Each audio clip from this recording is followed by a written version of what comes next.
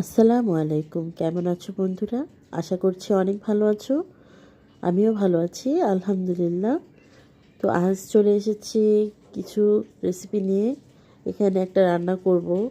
এখানে পালং শাক দিয়ে আর শিং মাছ দিয়ে ঝোল ঝোল একটা তরকারি করব। তাই এখানে পালং শাকটা ধুয়ে কেটে বেছে নিয়েছি। আর আলু নিয়েছি। এখানে আলুটা একটু পাতলা পাতলা করে কেটে নিয়েছি। পেঁয়াজ কাঁচামরিচ নিয়েছি। মশলাটা কষিয়ে প্রথমেই শিং মাছটা কষিয়ে নিচ্ছি মশলার মধ্যে। এবারে শিং মাছটা তুলে নিব আর এই মশলাটাতেই পালং শাক দিয়ে দিব। এখানে পালং শাক দিয়ে দিলাম। পালং শাকটা আমি খুব ভালো করে উল্টে পাল্টে কষিয়ে সিদ্ধ হতে দিয়ে দিব ঢাকা দিয়ে।